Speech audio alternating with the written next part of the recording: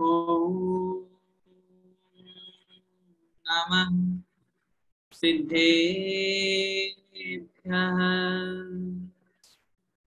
ॐ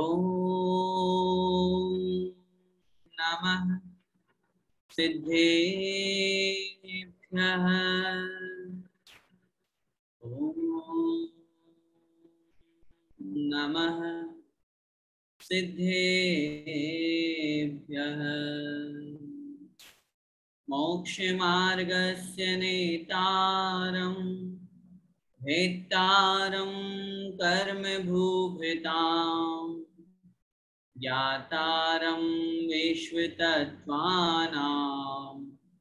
वन्दे तद्गुणलब्धये।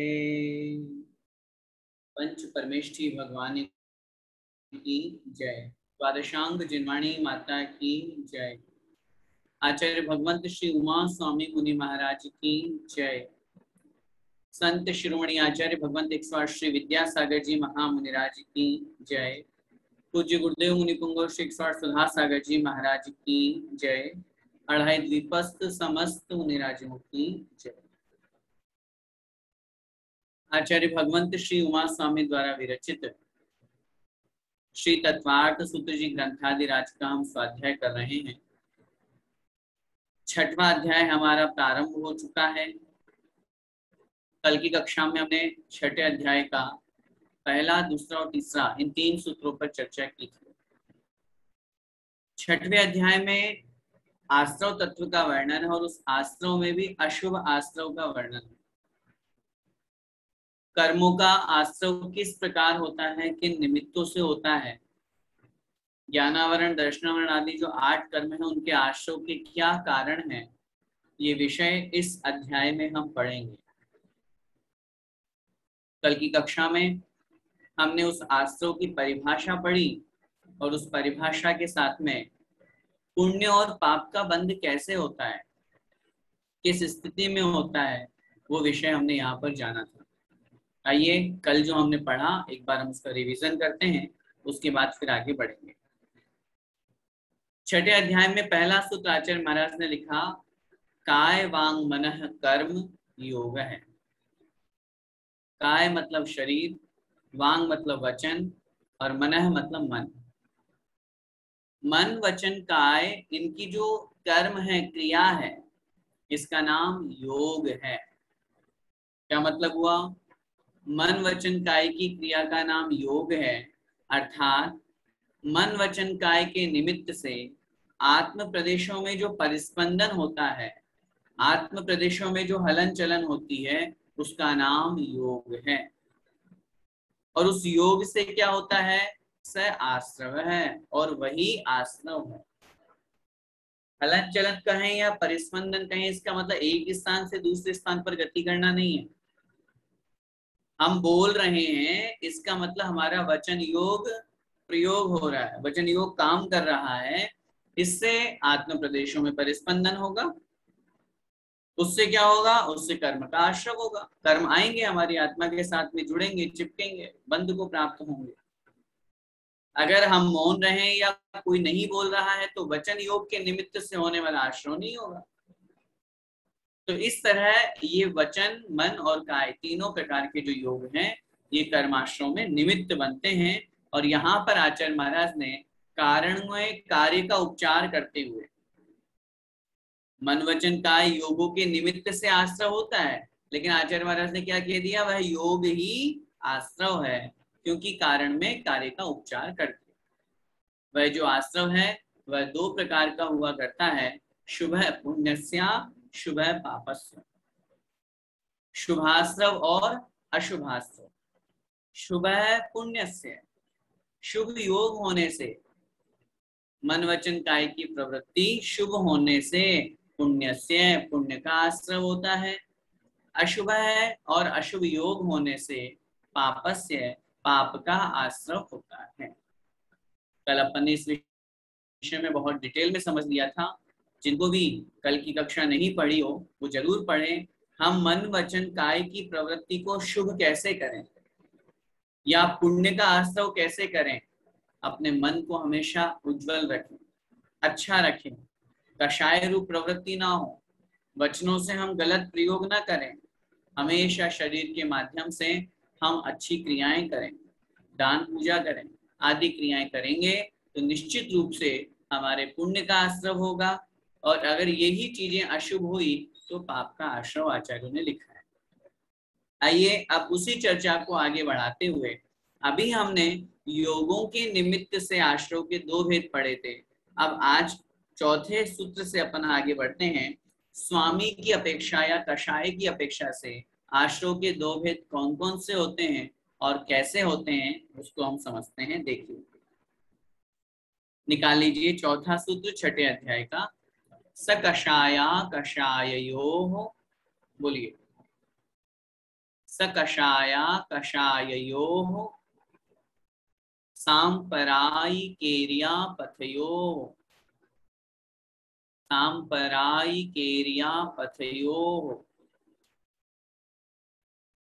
स कषाया कषाययोः सांपरायिकेर्या पथयोः, बोलिए, स कषाया कषाययोः सांपरायिकेर्या पथयोः। ठीक, संधि विच्छेद करेंगे। स कषाय अकषाययोः, स कषाय अकषाययोः, कषाय सहित और अकषाय माने कषाय रहित जीवों के सांपरायिकेर्या पथयोः, सांपरायिक, फिर यहां से निकलेगा ईर्या पथयोः, सांपरायिक और ईर्यापथ आश्रव होता है। सूत्र का सामान्य अर्थ क्या हुआ? सकषाय को हम जोड़ेंगे सांपरायिक के साथ और अकषाय को हम जोड़ेंगे ईर्यापथ के साथ। सकषाय, कषाय सहित जीवों के सांपरायिक, सांपरायिक आश्रव होता है, और अकषाय, कषाय रहित जीवों के ईर्यापथ अर्थात ईर्यापथ आश्रव होता है। आश्रव के दो भेद आचार्यों ने यहाँ कर दिए। कौन कौन से? सांपरायिक आश्रव और ईर्यापथ आश्रव। बहुत सरल, अच्छी तरह से समझिए विषय को।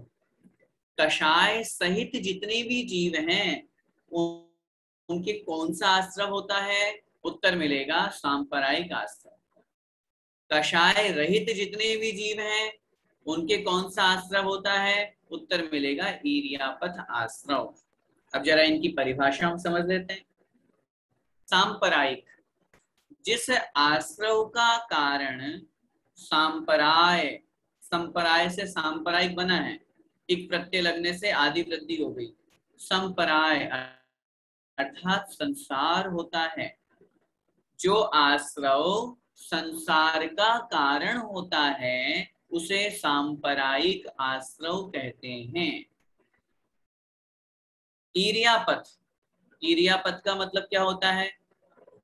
सामान्य रूप से ईर्या अर्थात चलते समय वो जो ईर्या समिति में अपन लगाते हैं वो अर्थ यहाँ नहीं लगाना, लेकिन भावार्थ रूप में अपन को यहाँ ये समझना है, जो आश्रव संसार का कारण नहीं बनता है उसका नाम ईर्यापथ आश्रव होता है। अब आप कहेंगे आश्रव तो आश्रव है, कर्मों का आश्रव हो रहा है तो उससे संसार ही तो बढ़ेगा, संसार में तो निमित्त बनेगा वो, आपने उसे मोक्ष का साधन या संसार का कारण नहीं बनता है ऐसा कैसे कह दिया? समझिए विषय को। पहले तो हम ये समझे ये आश्रव किनके होता है, तो इसके स्वामी अपन ने पढ़े सकषाय और अकषाय, कषाय सहित जीव और कषाय रहित जीव। अच्छा, पहले हम ये समझें, हमने कल की कक्षा में पढ़ा था आश्रव कहाँ तक होता है, कौन से गुण स्थान तक होता है? क्या उत्तर मिलेगा? बताइए क्या उत्तर मिलेगा? कषाय आश्रव 13वें गुण स्थान तक होता है ना, क्योंकि योग 13वें गुण स्थान तक है। ठीक, अब 13वें गुण स्थान तक में हम दोनों बातों को लगाएं। कषाय कहाँ तक है? उत्तर मिलेगा 10वें गुण स्थान तक, है ना। 10वें गुण स्थान का नाम क्या है? सूक्ष्म सांपराय। 10वें गुण स्थान के अंत में संपूर्ण कषायों का या तो उपशम हो जाता है या फिर क्षय हो जाता है, ये नियम है। तो हम कहेंगे 10वें गुण स्थान तक कषाय है, ठीक है। और 11वें 12वें और 13वें गुण स्थान में कषाय नहीं है लेकिन योग है, तो योगों के कारण से आश्रव हो रहा है।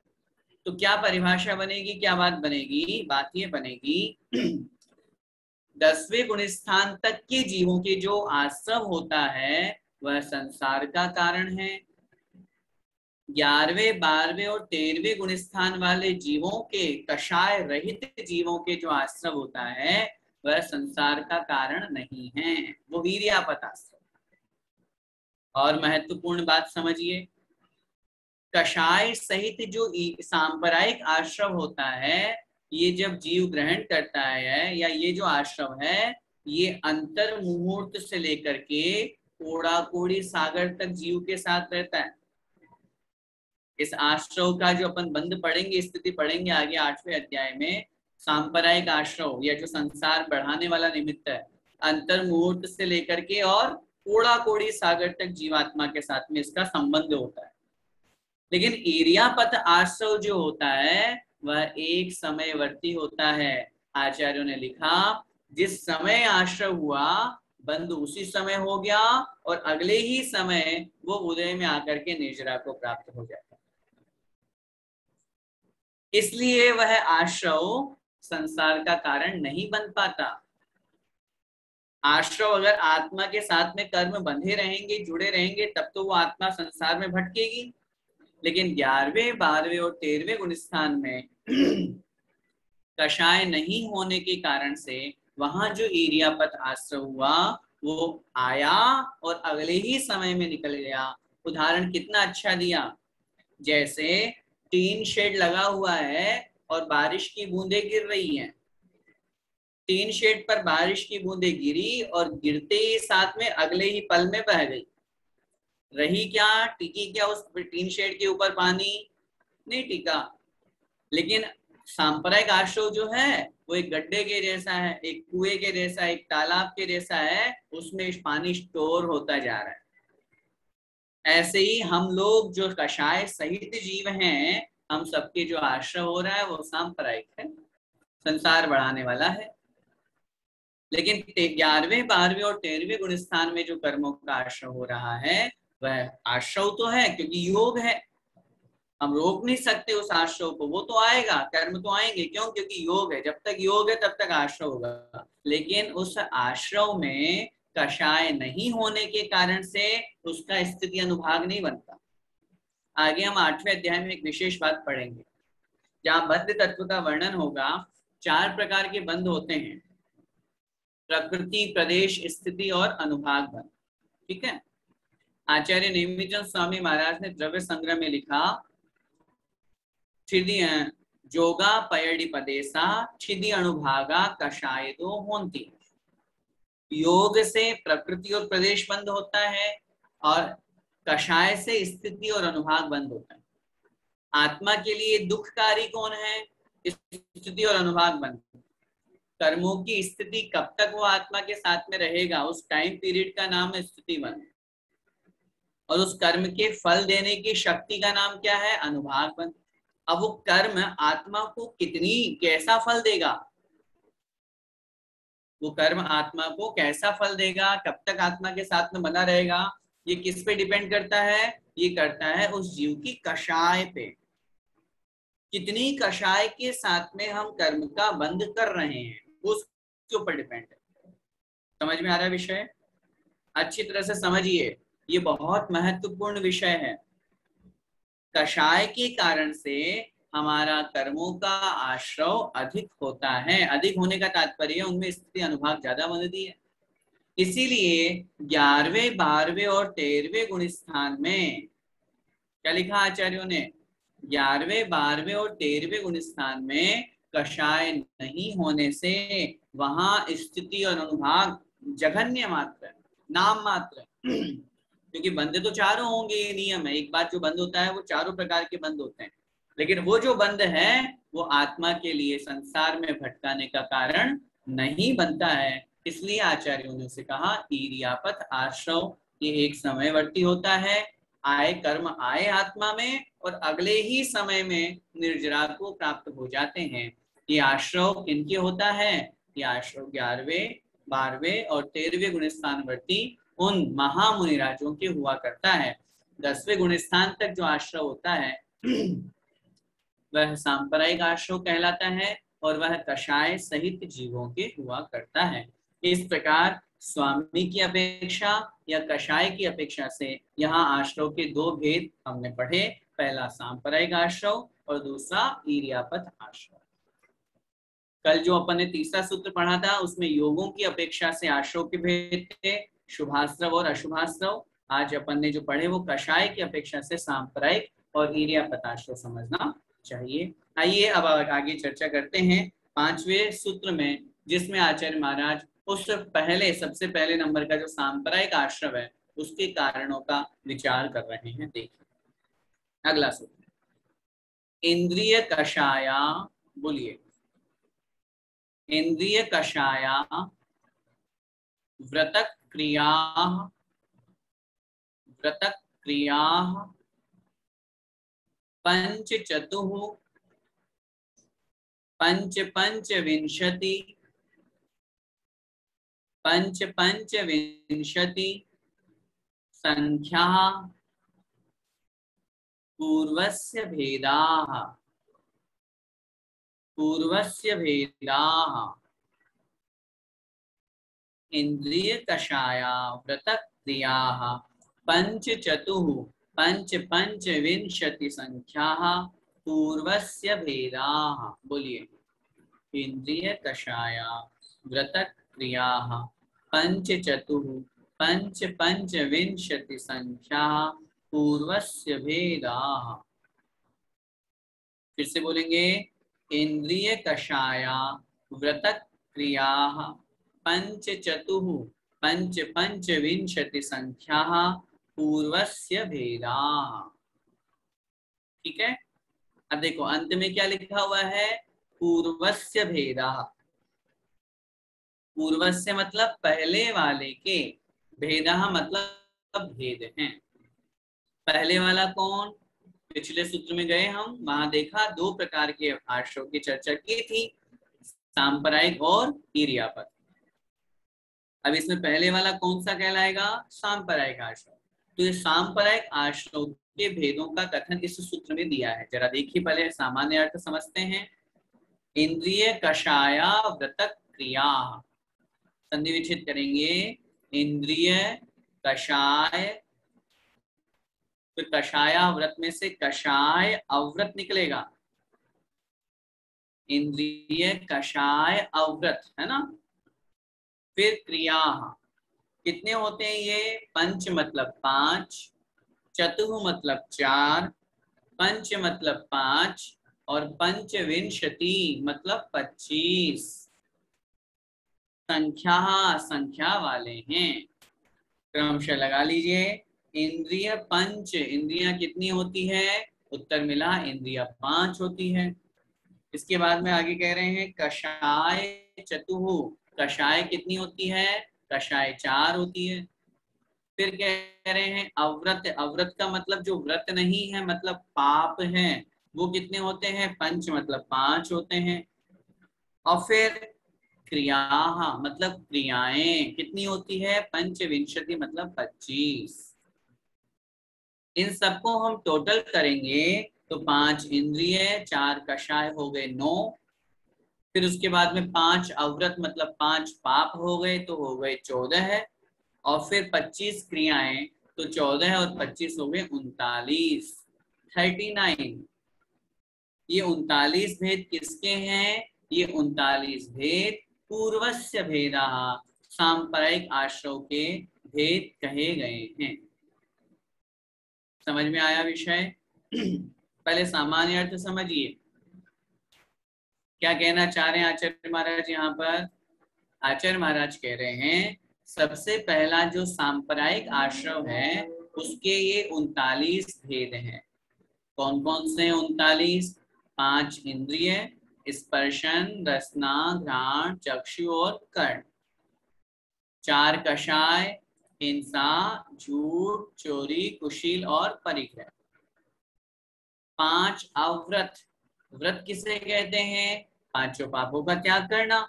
और जो व्रत नहीं है मतलब अव्रत है, मतलब हो गया हिंसा, झूठ, चोरी, कुशील और परिग्रह। ये 5 पाप हो गए। ठीक है। और फिर इसके बाद में 25 क्रियाएं, 25 प्रकार की क्रियाएं होती हैं जिनको अपन यहाँ डिटेल में अभी समझेंगे। ये क्या है? ये पूर्वस्य मतलब सांप्रदायिक आश्रमों की 39 क्रिया। अब क्या समझना है? संसारी जीव या यूं कहें हम, अभी अपन क्या पढ़ के आए? कषाय सहित जीवों के कौन सा आश्रम होता है? सांप्रदायिक आश्रम। अब 10वें गुण स्थान तक कषाय है। उस स्थिति में इन 39 निमित्तों से हम कैसे कर्मों का आश्रय करते हैं? सबसे पहले है इंद्रिय। हम सभी स्पर्शन, रसना, घ्राण, चक्षु और कर्ण, इन 5 इंद्रियों के वशीभूत हैं। थोड़ी सी गर्मी लगती नहीं है कि हमें पंखा, कूलर, एसी चाहिए। 2 मिनट का लिफ्ट का रास्ता भी नहीं होता, उतने में अपन को क्या चाहिए? तुरंत पहले लिफ्ट में ऊपर की जहां जिस फ्लोर पे पहुंचना है उसका बटन बाद में दबाएंगे, पहले फैन का बटन दबा दें। कितना अपन स्पर्शन इंद्रिय के लोलुपी हैं। कहीं पर भी कोई सा भी थोड़ा सा भी कठोर स्पर्श होता है और अपन बड़े दुखी हो जाते हैं, सो नहीं पाते हैं, चटाई पे नहीं सो पाते हैं, पाटे पर नहीं सो पाते हैं, डल्लप के गद्दे चाहिए साहब, बिल्कुल मखमल के। ऐसे ही चाहे वो हीटर आदि हो, कोई सा भी हो, स्पर्शन इंद्रिय की लोलुपता हमारे अंदर कितनी है, उसके निमित्त से कितना कर्म का आश्रय होता है। रसना इंद्रिय की लोलुपता, भक्ष्य अभक्ष्य का कोई विचार नहीं करते हम कुछ भी नहीं सोचते हम क्या खा रहे हैं क्या नहीं खा रहे हैं। बाजार का खा रहे हैं, उल्टा सीधा खा रहे हैं, कोई मतलब नहीं है कब का बना हुआ है, किसने बनाया है, कैसे बनाया है। पानी छानना तो बहुत दूर की बात है, वो मर्यादित भी नहीं है। और मर्यादित और अमर्यादित की चर्चा ही क्या करें। लोग तो ऐसा भोजन करते हैं या इस तरह का भोजन करते हैं, होटल का खाते हैं जिसमें अभक्ष्य वस्तु है जो खाने योग्य नहीं है। नॉन वेज तक मिला हुआ होता है कहीं ना कहीं किसी न किसी रूप में। लोग बेकर्स बेकरी का जब बहुत तरह की चीजें आप लोग यूज करते हैं, चॉकलेट है या फिर बिस्किट्स हैं या बहुत तरह की जो भी है, अब ये तो नॉनवेज के सब निमित्त है, इनमें सब में एक होता है। आप कितना भी कुछ भी कोशिश कर ले, मैंने खुद अपनी आंखों से देखा है, उनमें उस क्रीम में कहीं ना कहीं एग मिला हुआ होता है। उस टेस्ट को बढ़ाने के लिए वो डालते हैं और आपको लिख देते हैं वहां एगलेस। आपके लिखने से क्या होता है? हम ये विचार नहीं करते हैं कि एक थोड़ी सी रसना इंद्रिय की लोलुपता के कारण से हम कितने जीवों का घात कर रहे हैं। अभी मैं कुछ दिन पहले प्रवचन सुन रहा था, उसमें कितना स्पष्ट महाराज ने बोला, ये जो हमको आप बोलते ना हमें ये गला हुआ अचार बड़ा अच्छा लगता है, बड़ा टेस्टी होता है, वो टेस्ट जीवों का है। छोटे छोटे कीड़े उसमें पैदा हो गए, जरा देखो माइक्रोस्कोप से। हाँ, अपन सोचे कि हाँ ऐसे ही 24 घंटे की मर्यादा होती है अचार की, और उसके बाद में उसमें इतनी संख्या में त्रस जीव पड़ते हैं कि हम गिन नहीं सकते हैं। और हम बड़े चटकारे के साथ में 6 महीने पुराना अचार खा रहे हैं, 4 महीने पुराना अचार खा रहे हैं, 2 महीने पुराना अचार खा रहे हैं। जरा सोचो इन बातों को, हम कितना कर्म का आश्रय कर रहे हैं सिर्फ और सिर्फ थोड़ी सी रसना इंद्रिय की लोलुपता। अरे हमें पेट भरना है तो भक्ष्य वस्तुओं से भरें, हमें पेट भरना है तो हम जो हमारे खाने योग्य हैं उन वस्तुओं से भरें। जिन वस्तुओं का प्रयोग हम अपने जीवन में करते हैं, जरा सुबह से लेकर के शाम तक विचार कीजिए। हम रसना इंद्रिय की लोलुपता के कारण से ऐसी ऐसी वस्तुएं खाते हैं जिनका नाम लेना भी मुझे यहाँ से अच्छा नहीं लग रहा। चाउमीन, बर्गर, पेटीज, न जाने क्या क्या है, जमीकंद तो हमारे भोजन में आज हम नाम की जी नहीं रह रहे हैं मात्र। पहले जैनी व्यक्ति हुआ करता था, उसके आलू प्याज जमीकंद का नियम हुआ करता था, त्याग हुआ करता था, पानी छान करके पीता था, डोली साथ में लेकर के चलता था, छन्ना साथ में रहता था। आज सब छूट गए, बिस्लेरी की बोतल पी रहे हैं हम आराम से बड़े शौक से, होटल का खाना खा रहे हैं, बाहर का खाना खा रहे हैं। इस कोरोना काल में भी जब तक अगर अपने में बुद्धि नहीं आई है तो फिर कब आएगी बताओ। अभी थोड़ी बहुत छूट मिली नहीं, ढील मिली नहीं कि वापस सब चालू हो गया। देख रहे हैं, जब लॉकडाउन लगा था तो बड़ा सुखी जीवन था, कोई टेंशन नहीं थी, घर में आराम से बनाओ, पूरे परिवार के साथ में बैठ करके अच्छा भोजन करो। अब वो ढील मिल गई कि हाँ अब ठीक है, कोरोना ढील मिल गई कि अब ढील मिल गई कि अब थोड़ा सा भोजन अपन कर लें, तब उस स्थिति में अपन बाहर होटल में जाने लग गए, अवश्य खाने लग गए। तो जरा इन सब बातों पर अपन विचार करें कि रसना इंद्रिय की लोलुपता से हम कहाँ कहाँ जा रहे हैं। घ्राण इंद्रिय की लोलुपता हमें कितना आकर्षित करती है। हम डिओ पाउडर लगाते हैं, इत्र लगाते हैं, न जाने कौन कौन से सेंट लगाते हैं। जरा विचार करो कितने जीवों को मार करके बनाया गया, कैसे बनता है सेंट। जब इसके ऊपर आप देखेंगे, वीडियो देखें आप, खरगोश न जाने कौन कौन से पशुओं की आंखों में डाल करके उसका एक्सपेरिमेंट किया जाता है। कितने फूलों को एक साथ गला करके, सड़ा करके और उनमें वो एसेंस बनाया जाता है। और हम बड़े शौक से, अरे साहब, अरे वो सब खुशबू कितनी मिनट की है, वो सिर्फ घ्राण इंद्रिय की है। घ्राण इंद्रिय के दो ही विषय हैं। आचार्य श्री का वो उदाहरण याद कीजिए, जो न खुशबू के प्रति बहुत आकर्षित होते हैं और न बदबू के प्रति, उनमें कहीं न कहीं कोई वैराग्य भाव, दोनों के प्रति समता परिणाम। चक्षु इंद्रिय की लोलुपता तो पूछो ही मत। एक साड़ी खरीदने जाते हैं और 40 साड़ियां सामने वाले से खुलवाते हैं। हमें ये कलर नहीं, ये कलर चाहिए, ऐसा नहीं, ये चाहिए, ऐसा डिजाइन तो मेरी सहेली के पास में, हम दोनों पहनेंगे तो फिर मेरे में उसमें अंतर क्या रह जाएगा। कैसे हम चक्षु इंद्रिय की लोलुप, अच्छा सबसे महत्वपूर्ण बात, उस चक्षु इंद्रिय की लोलुपता से हम न जाने कौन कौन से देशों में घूमने चले जाते हैं, सिर्फ और सिर्फ घूमने के लिए। कहाँ जा रहे हैं साहब? घूमने जा रहे हैं। क्यों? वहां क्या करेंगे? अरे क्या सीन था, क्या नजारा था, बस ये हमारे मुंह से निकलता है। और उसके पीछे हमने खूब पैसे बर्बाद कर दिए, खूब हिंसा कर दी, सिर्फ और सिर्फ सिर्फ चक्षु इंद्रिय के कारण से। मैं कहता हूँ अपन कहाँ कहाँ नहीं घूमे, बताना जरा। अनादि काल से तो संसार में घूम रहे हैं, सब जगह देखे हुए हैं अपन। भूल गए तो अब अपन क्या करें? सब जगह देखे हैं, सब जगह घूमे हैं, ऐसी कोई जगह नहीं है जहाँ पे अपन नहीं गए हों, सब जगह गए हुए हैं। फिर भी चक्षु इंद्रिय की लोलुपता से हम कितनी जीव हिंसा करते हैं। कर्ण इंद्रिय की लोलुपता हमें हमेशा प्रशंसा सुनाने को मजबूर करती है। बुराई तो 1% भी नहीं है, बुराई सामने वाले ने की और तुरंत हमारी बुराई हो गई, तुरंत हमारी उससे बोलचाल खत्म हो गई, तुरंत हमारे मन में ये परिणाम आ गया, अरे अब नहीं, मैं तो उससे नहीं बोलूं, बस प्रशंसा करवा लो हमसे, चाहे हमारे अंदर कोई गुण हो या नहीं।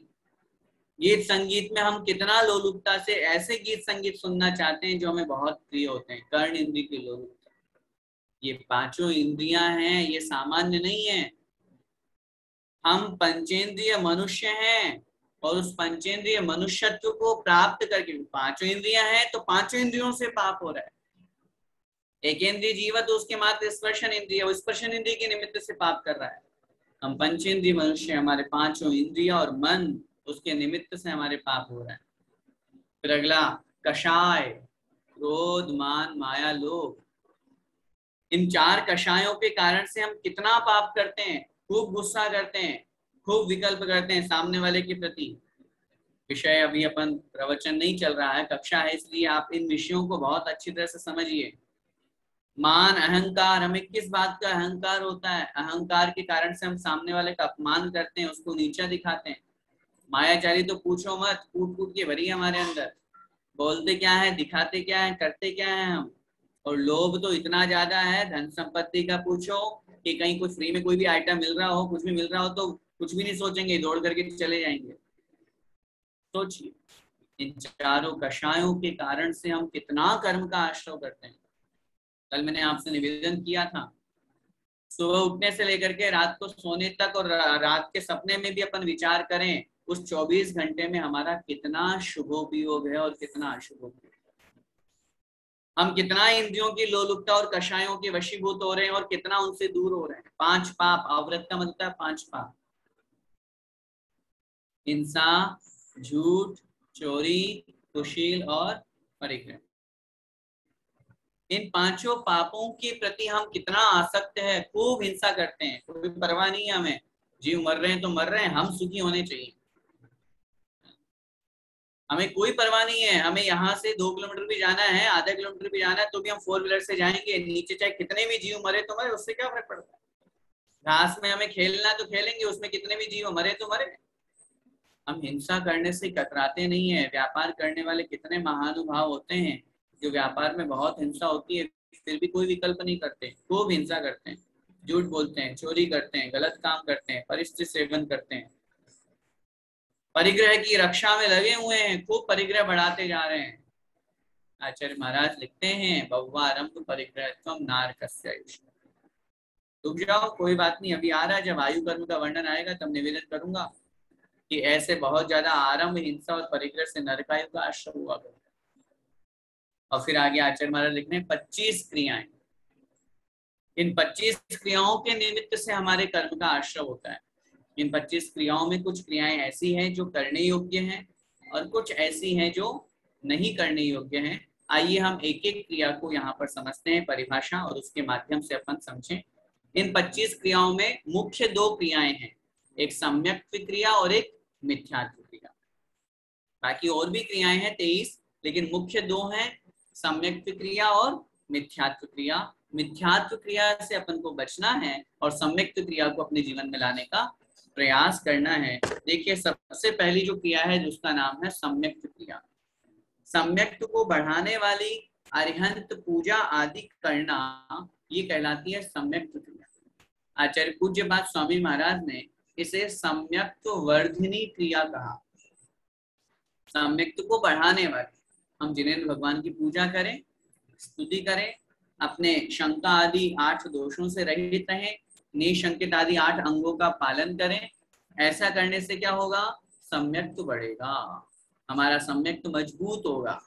आगे हम 7वें अध्याय में उस सम्यक दर्शन के 5 भावनाएं पढ़ेंगे। उन भावनाओं का बार बार चिंतन करने से हमारे जीवन में सम्यक्त्व और दृढ़ होता है और मजबूत होता है। दूसरी है मिथ्यात्व क्रिया। मिथ्यात्व को बढ़ाने वाली कुदेव पूजा आदि क्रिया को मिथ्यात्व क्रिया कहते हैं। खोटे देव, खोटे शास्त्र, खोटे गुरुओं को पूजना, उनको मानना, उनकी मान्यता रखना, ये कहलाती है मिथ्यात्व क्रिया। अपन को इससे बचना चाहिए। संसार में भटकाने का मुख्य कारण ही मिथ्यात्व है। अगर हम इससे बचेंगे तो निश्चित रूप से हम पाप से बचेंगे, संसार में भटकने से बचेंगे और आत्मा का कल्याण कर पाएंगे। तीसरी है प्रयोग क्रिया।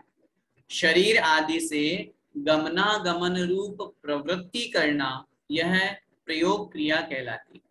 अब ये तो अपन को करना पड़ेगा, संसार में है तो जाना आना तो पड़ेगा ना, लेकिन बस उसमें विवेक हम रखें। कहीं भी जाए आए तो वहां पर हम इस विवेक का प्रयोग करें कि हमारे माध्यम से कोई भी जीव हिंसा आदि ना हो। अगर हम ऐसा करेंगे तो निश्चित रूप से उस प्रयोग क्रिया में लगने वाला पाप, उससे हम बच जाएंगे। क्योंकि जहां भी जाएं, जाने से पहले देखें, सोचें, ऐसा करेंगे तो ये प्रयोग क्रिया कहलाती है। इसके बाद में समाधान क्रिया। संयमी का असंयम के प्रति सन्मुख होना, असंयम के प्रति जाना, बढ़ना, ये कहलाती है समाधान क्रिया। क्या मतलब हुआ, संयम को धारण कर लिया, अब संयम को धारण करने के बाद में अब असंयम की तरफ दृष्टि जा रही। मुनिराज है, दिगंबर रूप को धारण कर लिया, 28 गुणों का पालन कर रहे हैं, संकल्प ले लिया, अब जब थोड़े दिन हो गए तो शिथिलता आ गई, अब मोबाइल रखने लगे, परिग्रह रखने लगे, गलत काम करने लगे, तो ये कहलाएगी समाधान क्रिया। हमें पूर्ण रूप से इससे बचना चाहिए। आगे ईर्यापद क्रिया। ईर्यापद से गमन के लिए जो क्रिया होती है वह कहलाती है ईर्यापद क्रिया। ईर्यापद से गमन का क्या तात्पर्य है, ईर्यापद से गमन का तात्पर्य है 4 हाथ जमीन देख करके चलना। ये क्रिया अच्छी है, अपन को बहुत सोच समझ करके आगे देख करके चलना चाहिए। इसके बाद में प्रादोषिकी क्रिया। क्रोध के आवेश में द्वेष आदि रूप से जो क्रिया होती है वह प्रादोषिकी क्रिया कहलाती है। होता है अपन बड़े गुस्से में सामने वाले से द्वेष कर बैठते हैं, गुस्सा तो किया और गुस्से के बाद में अपन ने क्या किया, सामने वाले के प्रति गलत भाव पैदा मन में कर लिया, द्वेष बना लिया, ये कहलाती है प्रादोषिकी क्रिया। इसके बाद में है कायिकी क्रिया, मतलब मारना, गाली देना आदि दुष्टता पूर्वक उद्यम करना, यह कहलाता है कायिकी क्रिया। काय, काय माने शरीर। शरीर के माध्यम से किसी को मारना, गाली देना, किसी के साथ गलत व्यवहार करना, ये कायिकी क्रिया कहलाती है। फिर है आधिकारिणी की क्रिया। हिंसा के उपकरण, तलवार, छुरी आदि का ग्रहण करना अपने पास में, ठीक है। घर परिवार में, रसोई में हमें छुरी की जरूरत होती है, चाकू की जरूरत होती है, लेकिन उसके अलावा किसी को मारने के भाव से के निमित्त से तलवार, बंदूक, पिस्टल आदि इनको रखना, ये कहलाती है आधिकारिणी की क्रिया। अगला पारितापिकी क्रिया। प्राणियों को दुख उत्पन्न करने वाली क्रिया पारितापिकी क्रिया है। सामने वाले को दुख उत्पन्न हो रहा है अपने निमित्त से, जिस निमित्त से वो क्रिया करना, हमने सामने वाले को कुछ कह दिया, मार दिया या उसका अपमान कर दिया, ये क्रिया कहलाती है पारितापिकी क्रिया।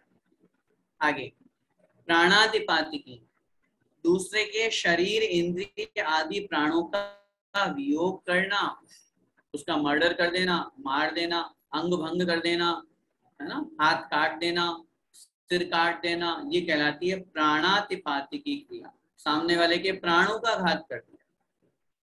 फिर है दर्शन क्रिया। राग के वशीभूत होकर के मनोहर रूप देखना, सुंदर सुंदर रूप देखना, सुंदर वीडियो देखना, पिक्चर्स देखना, नाटक प्ले देखना, सामने वाले को साक्षात देखने का मन करना, ये देखने का जो दर्शन क्रिया है ये कहलाती है। स्पर्शन क्रिया, राग के वशीभूत होकर के मनोहर वस्तु का स्पर्श करने का मन करना, मैं उसको छू लूं, देखो कितना सुंदर है वो व्यक्ति, कितनी सुंदर है वो महिला, इस तरह का मन में भाव ला करके उसको स्पर्श करने का मन में भाव उत्पन्न हो, ये कहलाती है स्पर्शन क्रिया। न मात्र केवल व्यक्ति या पुरुष महिला, अपितु कोई सी भी वस्तुओं में, पदार्थों में भी लगाना, निर्जीव वस्तुओं को भी तो स्पर्श करने का मन करता है उस अपेक्षा से। फिर आगे है प्रात्यायिकी क्रिया, अर्थात विषयों की नई नई सामग्री जुटाना। हाँ, घर में सब वस्तुएं हैं लेकिन उसके बावजूद भी और नई वस्तुएं लाना। 4 व्हीलर घर में खड़ी है लेकिन नहीं, अब तो ये पुरानी हो गई, अब तो मुझे नया मॉडल चाहिए, नई चीज चाहिए। मोबाइल हर साल, हर 1.5-2 साल में बदल लेते हैं हम लोग, क्यों? नया मॉडल आ गया ना, अब ये तो पुराना हो गया, बोर हो गए इसको देख देख करके। ये क्रिया अपन करते हैं, ये ज्यादा होती है अपने में, इसलिए मैं इस पे कह रहा हूँ, है ना। तो ये कहलाती है अपनी कौन सी? प्रात्यायिकी क्रिया, अर्थात विषयों की नई नई सामग्री जुटाना। फिर आगे है समन्तानुपात क्रिया। स्त्री पुरुष अथवा पशुओं के बैठने तथा सोने आदि के स्थान में मलमूत्र आदि क्षेपण कर देना। कहने का तात्पर्य है मलमूत्र आदि जहां पर क्षेपण करना योग्य स्थान है वहां नहीं करके अन्यत्र कहीं पर भी मलमूत्र आदि क्षेपण करना, ये कहलाती है समन्तानुपात क्रिया। फिर है अनाभोग क्रिया। बिना देखी, बिना शोधी हुई भूमि पर, जमीन पर चलना बैठना, यह कहलाती है अनाभोग क्रिया। अगली है स्वहस्त क्रिया, अर्थात दूसरों के द्वारा करने योग्य कार्य को स्वयं करना। जो कार्य दूसरों का है वो काम हम खुद करते हैं, तो ये कहलाती है स्वहस्त क्रिया। धोबी का काम कपड़े धोना है, वो हम खुद धो रहे हैं। बार्बर का काम शेव या कटिंग वगैरह बनाना है, वो हम कर रहे हैं, तो ये कहलाती है स्वहस्त क्रिया। फिर है निसर्ग, पाप के कारण प्रवृत्ति को भला समझना। जो कार्य पाप का है, पाप करने वाला है, फिर भी क्या, अरे नहीं मैं तो अच्छा कर रहा हूँ, मैं कोई गलत थोड़ी ना कर रहा हूँ, जबकि दिख रहा है कि इसमें पाप हो रहा है, तो भी उसको क्या करना, अच्छा समझना, ये कहलाती है निसर्ग क्रिया। फिर है विदारण क्रिया। विदारण का मतलब क्या होता है? पर के कारण किए हुए पापों को प्रकाशित कर देना। पर के द्वारा दूसरों ने, किसी ने पाप किया और उस पाप को अपन ने दुनिया के सामने रख दिया, प्रकाशित कर दिया, जिससे क्या हुआ, वो व्यक्ति बड़ा दुखी हुआ। अब हो जाता है किसी से पाप और हमने प्रकाशित कर दिया, तो ये कहलाती है विदारण क्रिया। अगली है आज्ञा व्यापादी की क्रिया। चारित्र मोह के उदय से शास्त्रोक्त आवश्यक आदि क्रियाओं में करने में असमर्थ होने पर उनका अन्यथा निरूपण करना, ये बहुत बड़ा दोष है। हम खुद पालन नहीं कर पा रहे तो हमने कह दिया पंचम काल में मुनि नहीं होते। हम खुद पालन नहीं कर पा रहे तो हमने कह दिया वर्तमान में सच्चे मुनि नहीं है। कितना बड़ा दोष है। हम खुद मुनि नहीं बन पा रहे हैं तो आपने पंचम काल में उस मार्ग का ही निषेध कर दिया। जितने भी एकांत पक्ष वाले मुनि विरोधी विद्वान है, विद्वान का एक मूर्ख है। उन लोगों के द्वारा इस तरह का यदि प्रवर्तन होता और कहा जाता है कि वर्तमान पंचम काल में सच्चे मुनि नहीं होते, वर्तमान पंचम काल में सब दोष सहित मुनि होते हैं, मुनि नहीं होते, इस तरह का गलत प्रयोग अगर वो कर रहे हैं तो उनके लिए आज्ञा है। क्यों? खुद नहीं बन पा रहे, उनके गुरु खुद मुनि नहीं बन पाए, उनके गुरु खुद उस दिगंबर वेश को धारण कर नहीं पाए, परिश्रमों को सहन नहीं कर पाए, इसलिए उन्होंने वही मार्ग का लोप कर दिया। ये कहलाती है आज्ञा व्यापादी की क्रिया। बहुत बड़ा दोष लगता है इसमें। आगे अनाकांक्ष क्रिया, प्रमाद अथवा अज्ञान के वशीभूत होकर के आगमोक्त क्रियाओं का अनादर करना षट आवश्यक है। अब षट आवश्यकों का पालन हम नहीं कर पा रहे हैं, प्रमाद, आलस आ रहा है, कौन स्वाध्याय करे, कौन संयम तप का पालन करे। हाँ ठीक है, अब तुम करो अपने हिसाब से, मुझे बार बार मत बोला करो स्वाध्याय। अनादर कर दिया हमने, अपमान कर दिया उन क्रियाओं का, ये कहलाती है अनाकांक्ष क्रिया। इसके बाद में है आरंभिकी क्रिया, छेदन भेदन क्रियाओं में स्वयं प्रवृत्त होना तथा अन्य को प्रवृत्त देख करके प्रसन्न होना। किसी की मारकाट करना, किसी के अंग भंग छेदन कर देना, ये कहलाती है आरंभिकी क्रिया। इसके बाद में है पारिग्राहिकी क्रिया, परिग्रह की रक्षा में लगे रहना। ये तो हम दिन रात करते हैं।